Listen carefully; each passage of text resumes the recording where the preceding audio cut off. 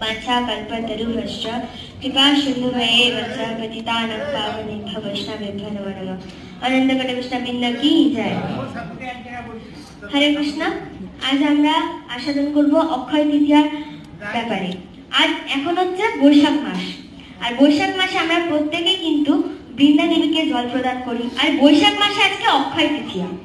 এই অক্ষয় তৃতীয়ার দিন আমরা যা করব সব অক্ষয় হয়ে থাকবে, তার কখনো ক্ষয় হবে না। আজকের দিনে আমাদের প্রত্যেকের ভগবানের সেবা করা উচিত। আজকে থেকে চন্দন যাত্রা শুরু, ভগবানকে চন্দন লেপন করা উচিত, ভগবানের সেবা করা উচিত। আজকে অক্ষয় তৃতীয়া, তাই ভগবানের নাম বেশি বেশি করে জপ করা উচিত। আজকে যদি আমরা ভগবানের নাম বেশি বেশি করে জপ করি তাহলে এটা আমাদের অক্ষয় হয়ে থাকবে, তাহলে আমাদের ক্ষয় হবে না। ভগবানের সেবা করতে হবে। আর আজকের দিনে যদি আমরা কোনো পাপ করি তাহলে সেই পাপটাও কিন্তু অক্ষয় হয়ে থাকবে, সেটারও কিন্তু ক্ষয় হবে না। এই অক্ষয় তৃতীয়ার দিন আমাদের ভগবানের সেবা বেশি করে করা উচিত। আর এই অক্ষয় তৃতীয়ার দিন অনেক গুরুত্বপূর্ণ ঘটনা হয়েছে, অনেক মাহাত্ম্যময় এই অক্ষয় তৃতীয়া। এই অক্ষয় তৃতীয়ার দিন ভগবান পরশুরাম আবির্ভূত হয়েছিলেন। এই অক্ষয় তৃতীয়ার দিন মাতা দ্রৌপদী অক্ষয় পাত্র লাভ করেছিলেন। এই অক্ষয় তৃতীয়ার দিন ভগবান শ্রীকৃষ্ণ মাতা দ্রৌপদীকে বস্ত্র দান করেছিলেন।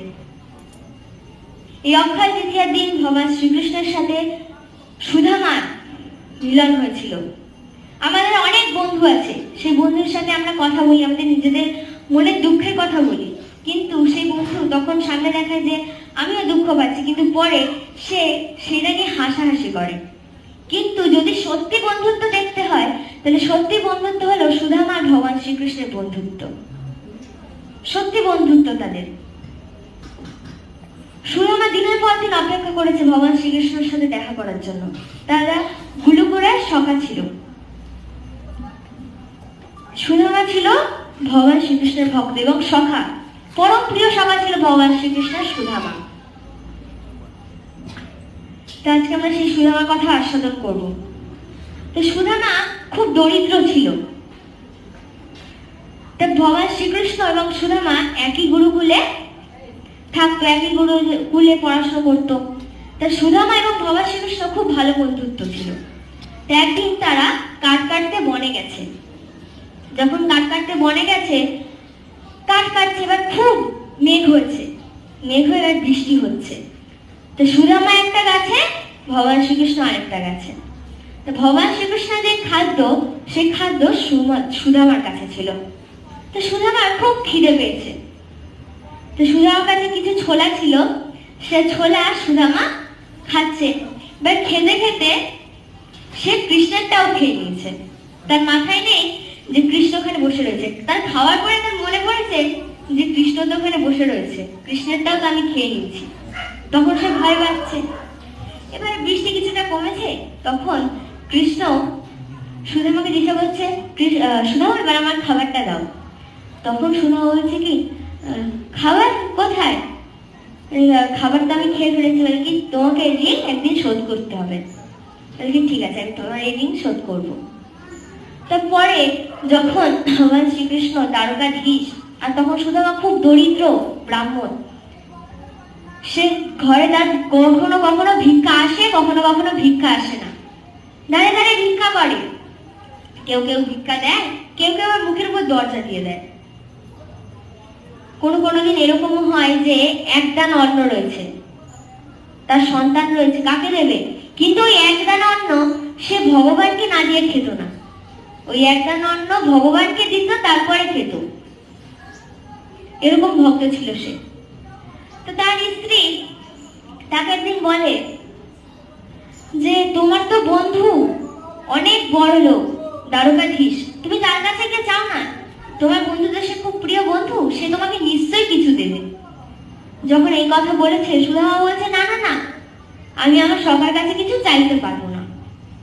তখন তার স্ত্রী বলছে না, তুমি যাও। তখন সুদামা ভাবে যে সত্যিই তো, আমি যদি এই বাহানায় যাই দ্বারকায়, তাহলে আমার সেই প্রাণের প্রিয় সেই বন্ধুর সাথে আমার দেখা হবে।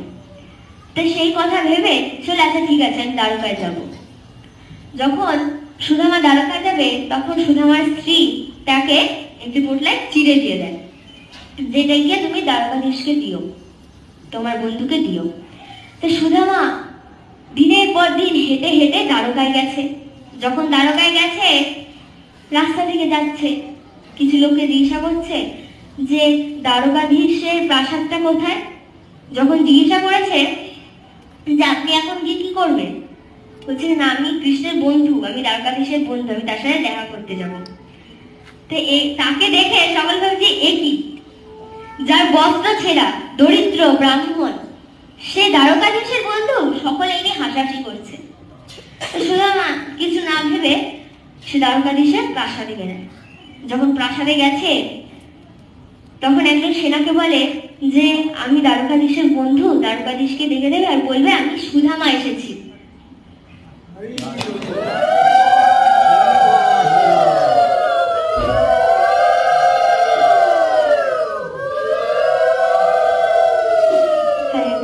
তখন সুদামা যখন এই কথা বলেছে, সে সৈনিক ভাবছে কি সত্যি এ দ্বারকাধীশের বন্ধু।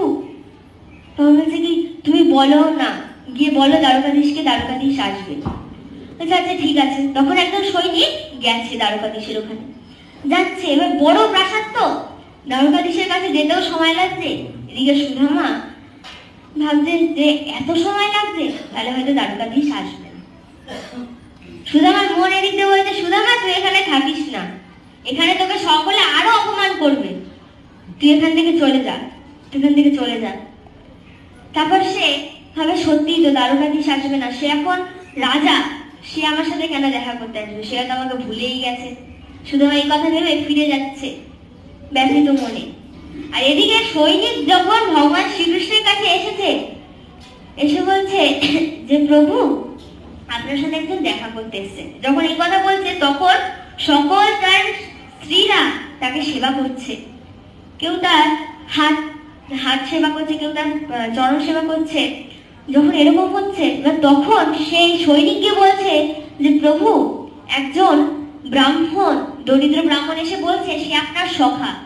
তখন ভগবান শ্রীকৃষ্ণ বলছে সে তার নাম কি বলেছে।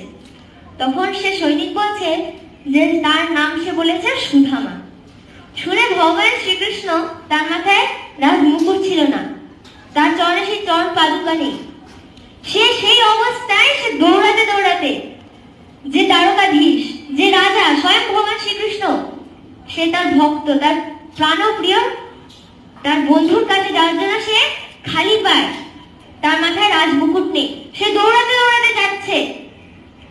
গলায় উত্তরে ছিল, যেতে যেতে তার গলার উত্তরিও খুলে গেছে, রাস্তায় পড়ে গেছে। এবার যখন প্রাসাদের এক দরজার সামনে এসেছে তখন সৈনিকদের জিজ্ঞাসা করছে সুদামা কোথায়। যখন জিজ্ঞাসা করেছে কি উনি তো ফিরে গেল, ওইদিকে চলে গেছে। ওইদিকে কোন দিকে গেছে, ওইদিকে চলে গেছে। তখন ভগবান শ্রীকৃষ্ণ পাগলের মতন দৌড়াতে দৌড়াতে যাচ্ছে। যখন যেতে যেতে সুদামাকে দেখেছে দূর থেকে, সুদামা সুদামা বলে ডাকছে। সকলে তখন হাসাহাসি করছে, ভালোই তো বন্ধু বলে গেছিল, এখন আবার ফিরে আসছে। এবার সকলে ভগবান শ্রীকৃষ্ণকে দেখে, দ্বারকাধীশকে দেখে প্রণাম করছে, এদিকে দেখছে সুদামা সুদামা বলে ডাকছে। সকলে অবাক হয়ে গেছে যে দ্বারকাধীশের বন্ধু এই দরিদ্র ব্রাহ্মণ, সকলে অবাক হয়ে গেছে।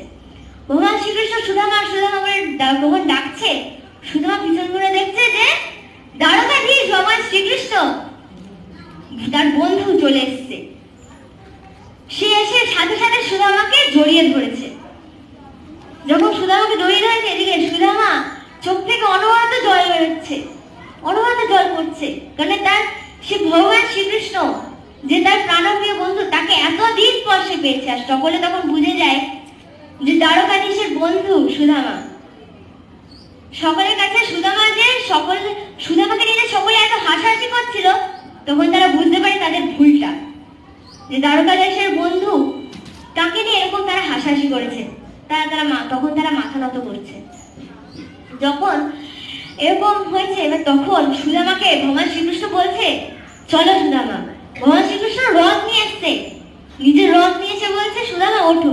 সুদামা বলছে যে না না বন্ধু আমি উঠবো না।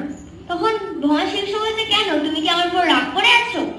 সুদামা বলছে না, তুমি যে এখানে সবার সামনে আমাকে যে সম্মান দিয়েছো, আমি তোমার রথের উপর আর উঠতে চাই না। আমার এই সম্মানটুকুই ঠিক আছে, তোমাকে আমার দেখার ইচ্ছা ছিল, তোমাকে দেখেও নিয়েছি, এবার আমি ফিরে যাচ্ছি।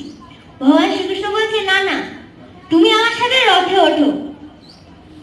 তখন সুদামা বারণ করছে, কিন্তু তাও ভগবান শ্রীকৃষ্ণ সুদামাকে রথে তোলে। সুদামাকে নিজের রথে তুলে সুদামাকে দ্বারকাধীশে তার প্রাসাদে নিয়ে এসছে। যখন প্রাসাদে নিয়ে এসছে, সকলে মিলে তাকে ফুল ছড়াচ্ছে এবং তাকে আরতি করে প্রবেশ করিয়েছে। ভগবান দ্বারকাধীশ তার সিংহাসনে সুদামাকে বসিয়ে দিয়েছে। ভাবতে পারছেন? তখন দ্বারকাধীশের সমস্ত স্ত্রীরা ভাবতে যে, দেখো দেখো, দ্বারকাধীশ তার সিংহাসনে তার সখাকে বসিয়ে দিয়েছে। সে তো এরকম কখনো করে না। তারপর দ্বারকাধীশ তার চরণ ধুয়ে দিচ্ছে। এরকম দেখে তো সকলে আরো অবাক হয়ে যাচ্ছে। চরণ ধুয়ে দিচ্ছে, এদিকে সুদামা বলছে, না না, তুমি আমার চরণ স্পর্শ করো না। তাও ভগবান শ্রীকৃষ্ণ যখন তার চরণ ধুয়ে দিচ্ছে, তখন ভগবান শ্রীকৃষ্ণের চোখ থেকে জল বেরোচ্ছে। এরকম দেখে সকলে অবাক হয়ে যায়। আর তখন ভগবান শ্রীকৃষ্ণ দেখতে পায় যে সুদামার কাছে কিছু একটা লোকান আছে। সুদামা বারবার লুকাচ্ছে। এরকম দেখে ভগবান বলছে, তুমি এখনো ওরকমই আছো, তুমি কি লুকাচ্ছ? বৌদি নিশ্চয়ই আমার জন্য কিছু পাঠিয়েছে, আমাকে দাও। বলছে, না না, আমি কিছু আনিনি, আমি সত্যি বলছি আমি কিছু আনিনি। তখন ভগবান শ্রীকৃষ্ণ বলছে, তাহলে তুমি কি লুকাচ্ছ, ওটা দাও আমাকে। সুদামা যতবার লুকাতে যাচ্ছে, ভগবান শ্রীকৃষ্ণ এবার টেনেছে, অনেকটা চিড়ে পড়ে গেছে। এবার অল্প চিড়ে ছিল, যে তুমি এই চিড়ে আমার কাছ থেকে লুকাচ্ছিলে, তুমি এখনো আগের মতনই রয়েছে সুদামা। সেই চিড়ে ভগবান শ্রীকৃষ্ণ এক মুঠ নিয়ে খাচ্ছে, হচ্ছে আহা কি স্বাদ। আরেক মুঠ নিয়ে খাচ্ছে, তারপরে আরো হচ্ছে আহা কি স্বাদ। যখন তৃতীয় মুঠ খেতে গেছে, তখন মাতা রুক্মিণী এসে আটকে দিয়েছে। প্রভু, আপনি যদি এই চিড়ে খেয়ে যদি আপনার মন শান্তি করে না, তাহলে আমরা কি খাবো? আমাদেরকেও দিন, আমরাও খাই। এইভাবে সুদামার সাথে ভগবান শ্রীকৃষ্ণ মিলন হয়। তবে সুদামাকে একটি ঘর দিয়েছে, সেই ঘরে সুদামা বসে আছে। তো ভগবান শ্রীকৃষ্ণ তার ঘরে গেছে। ঘরে বলছে, কি সুদামা, তোমার বাড়িতে সমস্ত কিছু ঠিক আছে তো? বলছে কি, হ্যাঁ সমস্ত কিছু ঠিক আছে। তোমার কিছু লাগবে? সুদামা বলছে কি, না না, আমার কাছে সব আছে। যার তোমার মতন বন্ধু, যে দ্বারকাধীশ যার বন্ধু, তার আর কি কিছু লাগে? যে সমস্ত কিছু কুশল আছে তো? তখন সুদামা বলছে, হ্যাঁ সমস্ত কিছু কুশল আছে। আর তখন বলছে কি, তাহলে এরকমই হবে। তা সুদামাকে ভগবান অনেকবার বলেছে যে তুমি কিছু নাও, তুমি কিছু চাও, কিন্তু সুদামা কিচ্ছু চাইনি। তারপরে যখন সুদামা ভগবান শ্রীকৃষ্ণের কাছে কিছুই চাইনি, ভগবান শ্রীকৃষ্ণ তো অন্তর্যামী, সে তো সবই জানে। তারপরে সুদামা যখন বিদায় নেবে, তার আগে ভগবান ওখানে যেখানে সুদামা থাকে সেখানে রাজপ্রাসাদ বানিয়ে দিয়েছে। অনেক ধন সম্পদ সেখানে, তার স্ত্রী এখন রাজরানী।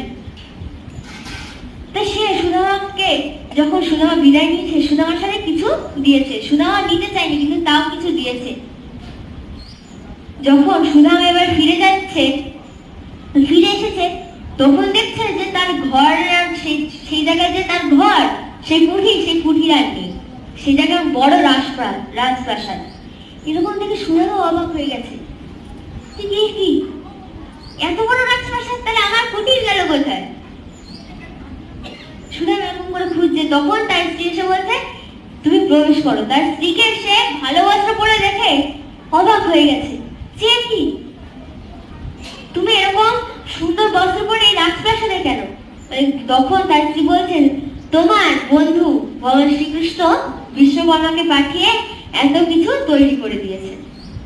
তাহলে ভাবতে পারছেন, ভগবান শ্রীকৃষ্ণ সুদামার সাথে মিলন হয়েছিল এবং ভগবান শ্রীকৃষ্ণ সুদামাকে এত কিছু দিয়ে দিয়েছে। সুদামা কিচ্ছু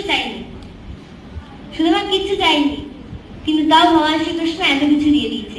তাই আমাদেরও ভগবানের কাছে কিছু চাওয়া উচিত নয়, কেন ভগবান আমাদের এমনিই দেবে। ভগবান অন্তর্যামী, ভগবান সবই জানে।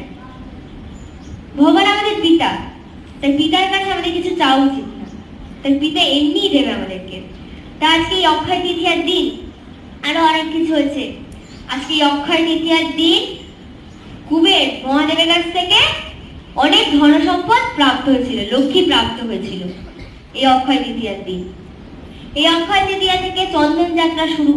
আর এই অক্ষয় তৃতীয়া থেকে নীলাচলপুরী ধামে রথ নির্মাণ শুরু হয়। আপনারা এখন কেউ যদি পুরীতে যান তাহলে পুরীর মন্দিরের ওখানে গিয়ে দেখবেন যে রথ নির্মাণ হচ্ছে। এই অক্ষয় তৃতীয়া থেকে প্রভু জগন্নাথ, বলদেব, মাতা সুভদ্রার রথ নির্মাণ শুরু হয়। এই অক্ষয় তৃতীয়া কতই না মাহাত্ম্য। আর অক্ষয় তৃতীয়ার দিনে ভগবান শ্রীকৃষ্ণ মাতা দ্রৌপদীকে বস্ত্র দান করেছিলেন।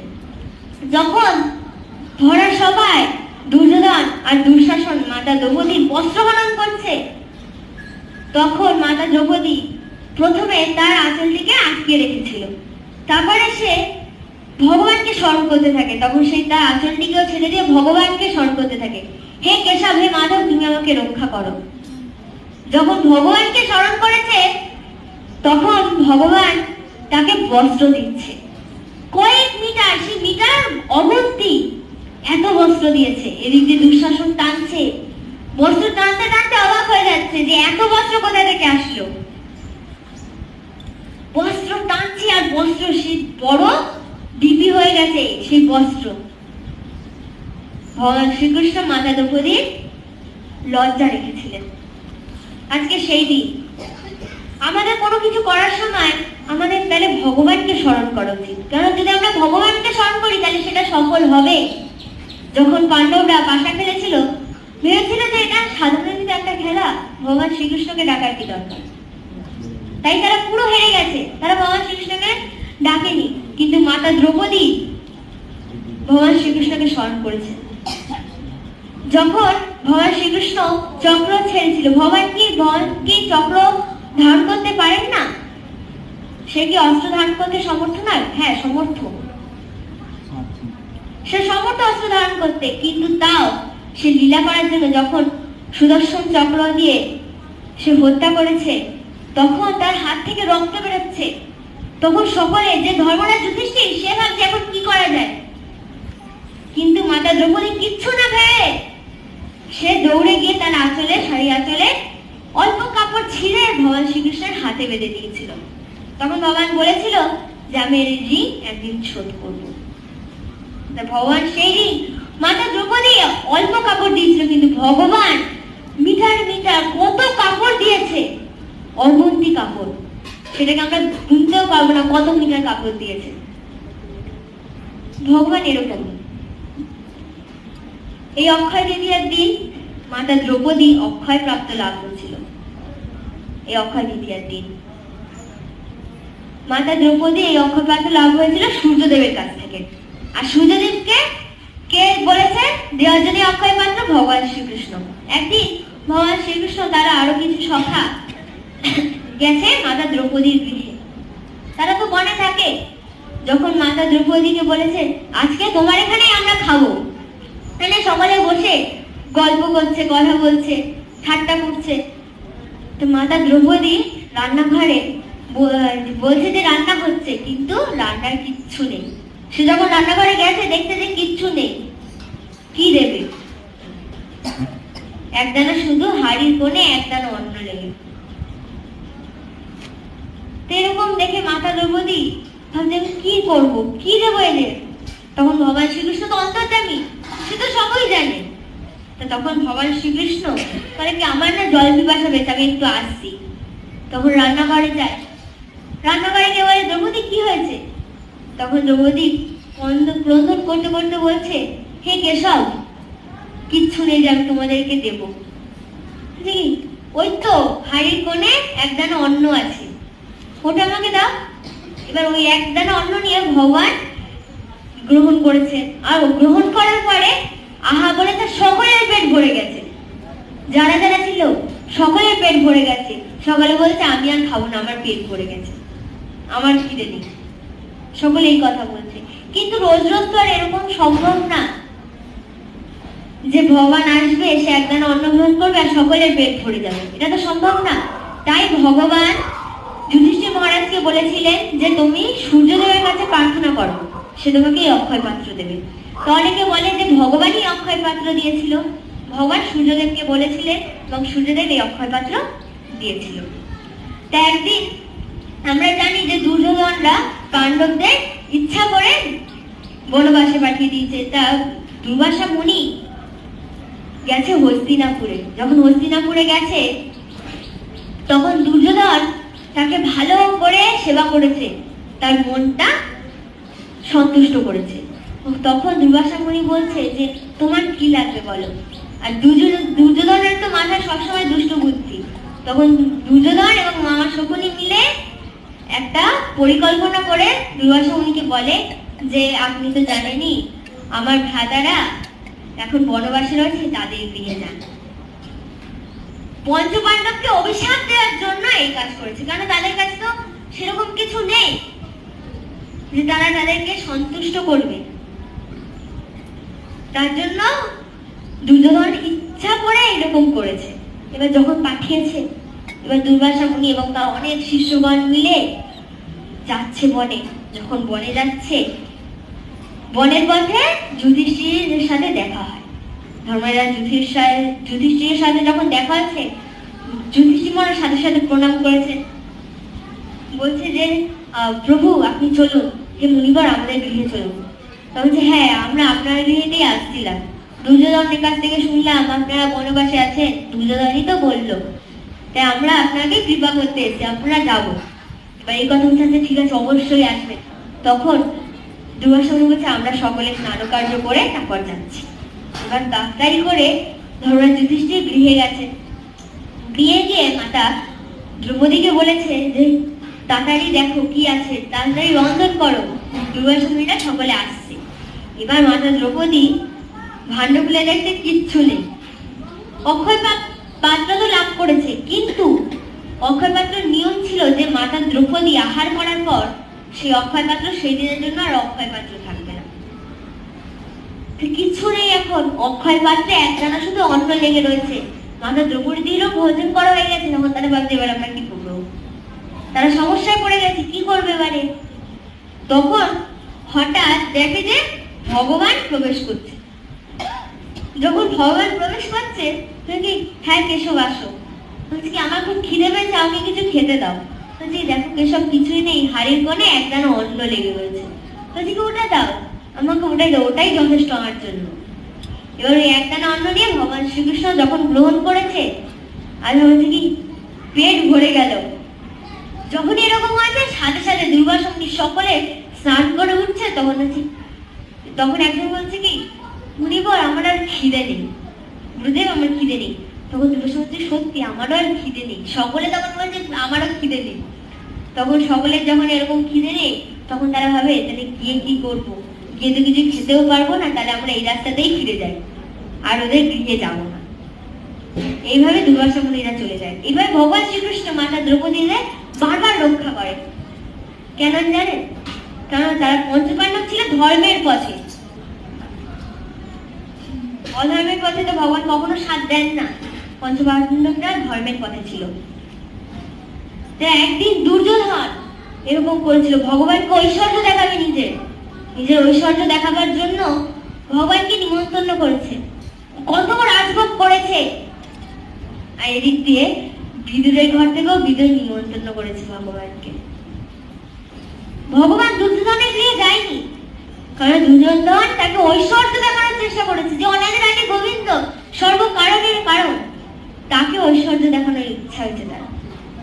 ভগবান তার গৃহে যায়নি, সে বিদুরের গৃহে গেছে। যখন বিদুরের গৃহে গেছে, বিদুর গেছে স্নান কার্য করতে, বিদুরের স্ত্রী গৃহে রয়েছে। ভগবান শ্রীকৃষ্ণকে যখন বিদুরের স্ত্রী দেখেছে, তাকে দেখে বিদুরের স্ত্রী কি করবে বুঝতে পারছে না, যে অনাদি রানী গোবিন্দ সর্বকারণের কারণ তার কাছে চলে এসেছে, সে কি করবে। সে দেখছে কি দেবো আমি ভগবানকে, কি দেব। সে খুঁজতে খুঁজতে দেখে ঘরে এক কোণে এক কাঁদি কলা আছে। সে দেখে সেই কলা নিয়ে আসে এবং ভগবানকে বসতে দেয়। ভগবানকে বসতে দিয়ে সে ভগবানকে দেখে এমনই মোহিত হয়ে গেছে, সে কলা যে সার অংশ, কলার যে অংশটা আমরা খাই, সে খোসাটা ভগবানকে দিচ্ছে এবং কলা ফেলে দিচ্ছে। এরকম যখন হচ্ছে, ভগবান সেই ছোলাই খাচ্ছে, মানে সেই যে তার যে খোসা, সেই খোসা ভগবান গ্রহণ করছে। তাই এরকম সময় বিদুর প্রবেশ করেছে। যখন বিদুর ঢুকেছে তখন দেখছে একই অবস্থা, কলা ফেলে দিয়ে কলার খোসা দিচ্ছে। তখন সাথে সাথে গিয়ে তার স্ত্রী বলে, তুমি কি করছো? হঠাৎই রাজি গোবিন্দকে তুমি কলার খোসা দিচ্ছ? যখন এরকম বলেছে, বলছি কি মা আমি কি করলাম? তখন ভগবান বলছে, বিদুরে তুমি কি করলে? তুমি বলছি, কেন প্রভু আপনি? ওর তো আরো অপরাধ হচ্ছিল নাকি? না, ওনাকে প্রেম দিয়ে কলার খোলা দিচ্ছিল, কিন্তু তুমি এসে সমস্ত কিছু নষ্ট করে দিলে। তুমি এরকম কেন করলে? ভগবান কখনো অহংকার সহ্য করে না, ভগবান অহংকার দমন করে তার মধ্যে। তাই ভগবান বিদুরের গৃহে গেছিল, দুর্যোধনের গৃহে যায়নি। আর আজকে অক্ষয় তৃতীয়ার দিন আমাদের বেশি বেশি করে জপ করা উচিত। আজকে ভগবানকে আমরা সকলে মিলে ভগবানকে চন্দন লেপন করবো। আর আজকের দিনে বৈষ্ণব সেবা দেওয়া উচিত।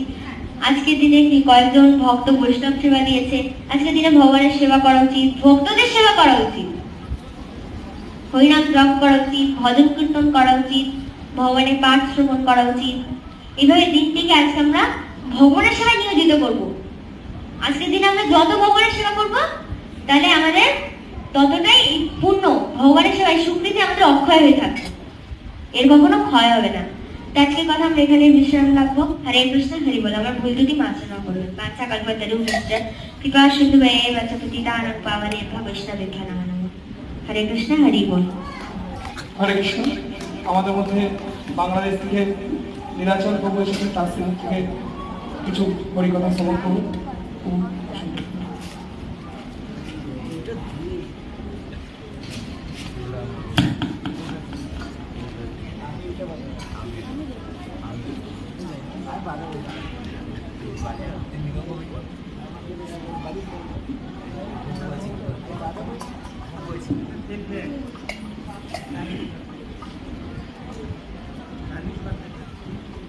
হরে কৃষ্ণ। সুধী ভক্তমণ্ডলী, সাধুমুখী কৃষ্ণ নাম এই মাত্র চাই, সংসার থেকে আর অন্য বস্তু নেই।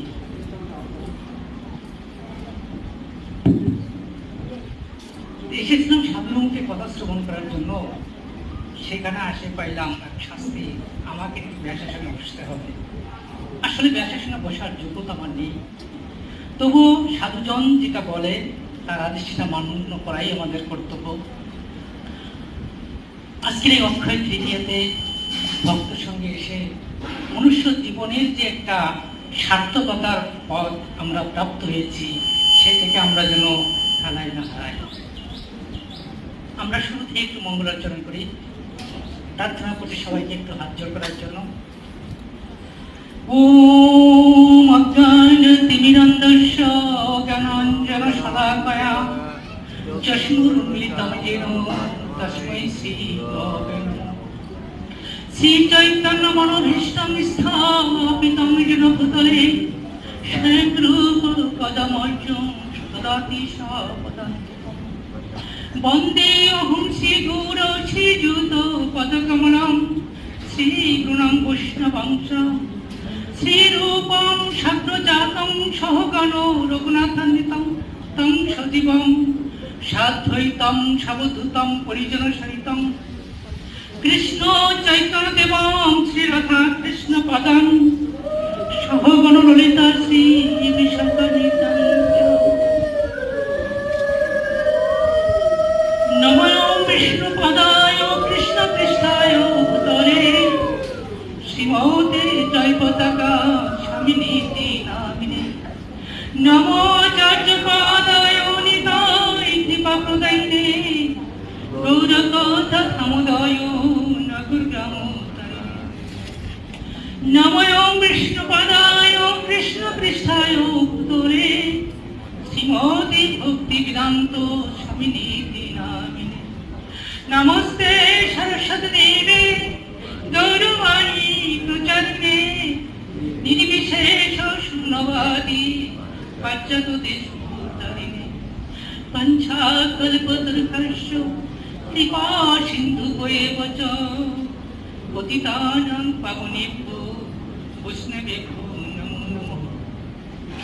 নমো মহাবতান্নায় কৃষ্ণ প্রেম প্রদায়তে কৃষ্ণায় কৃষ্ণ চৈতন্য নাম্নে গৌরতিষ্ঠে নমো নমঃ। নীলাচল নিবাসায় নিত্যয় পরমাত্মনে বলভদ্র সুভদ্রাভ্যাম জগন্নাথায় তে নমঃ। হে কৃষ্ণ করুণা সিন্ধু দীনবন্ধু জগৎপতে গোপীশ গোপিকা কান্ত রাধা কান্ত নমস্তুতে। তপ্ত কাঞ্চন গৌরাঙ্গী রাধে বৃন্দাবনেশ্বরী বৃষভা